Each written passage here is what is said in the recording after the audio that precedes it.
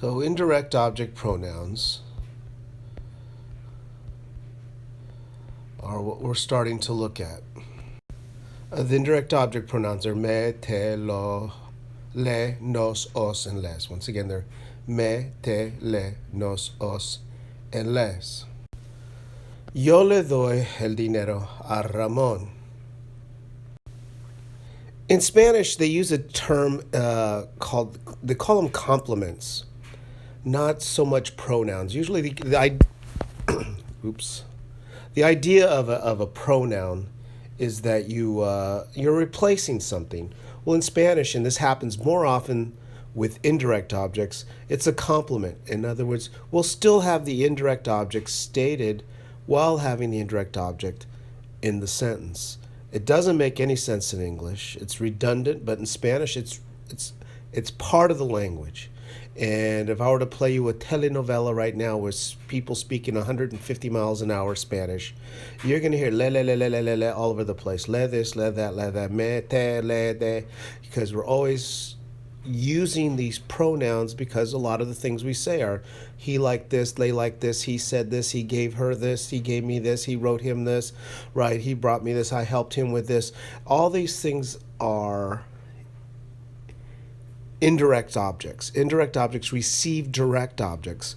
The common verbs are going to be the verb to give. So I give you the direct object. The direct object might be money, and you receive the money. I tell you the truth, or I tell you something.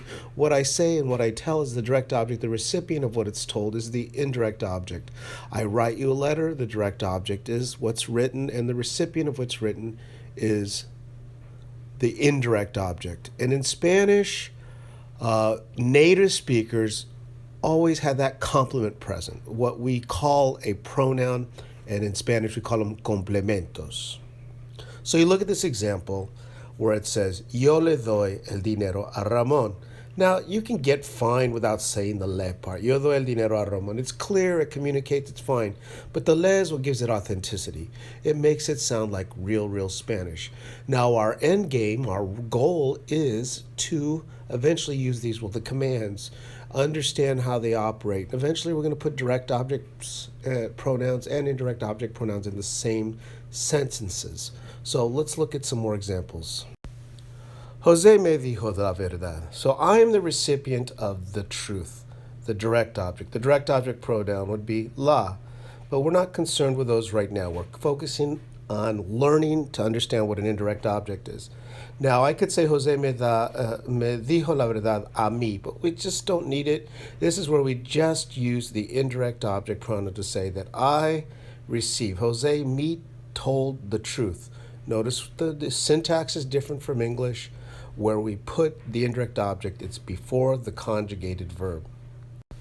It's with the indirect objects le and les is where it helps to understand the idea of seeing these as complements. They are complements to the actual indirect object. The problem with le and les is that you can't tell if it's him or her or them. So it depends on the context of what's actually being said. When we don't know exactly, when it's not clear who le refers to, it becomes a complement, and we still mention who or the recipient is. We leave their name in. So we look at this sentence. We see an indirect object, a plural indirect object. So someone's receiving the secret that I say. Yo les digo el secreto. But there's no context for you right now. You don't know who les is referring to. So what happens in the real world is that we add the actual, we will still mention the indirect object if it's not clear what the complement is referring to. So the les is now referring to, we know that les is a complement to the indirect objects, Maria and David. Maria and David receive the secret. I tell them the secret, and they receive the secret.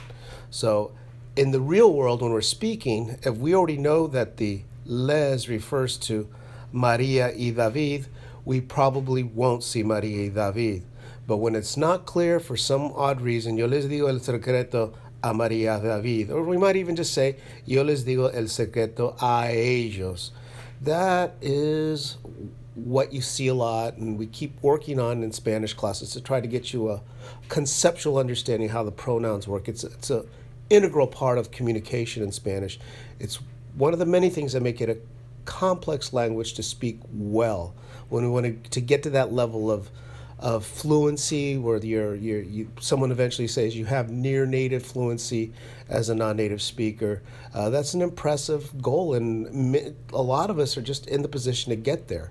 We're in the process. Remember, this last year of Spanish 4 puts us in the position to have all the tools. So if you take a couple more years and maybe one study abroad, you're going to own this language. You're going to achieve that near native fluency, or at least a high level of fluency for a non-native speaker. And wow, that's just a great little skill set, the thing to add to your resume. And obviously it makes you feel good knowing that you can communicate to others in Spanish, and there's plenty of people to do that with. Dar and decir are probably going to be the most common verbs we run into that require just by their very nature, means that there's going to be a direct object and an indirect object usually involved when we use this verb in a real context. For example, the verb dar. My mom gives me money. Mi mamá me da dinero. I receive a direct object, and I'm the indirect object, so I receive it. My friends buy me a gift. Well, what they buy is the gift, and I receive it. Mis amigos me compran un regalo. The verb decir as well is going to be that. What did you tell them? ¿Qué les dijiste?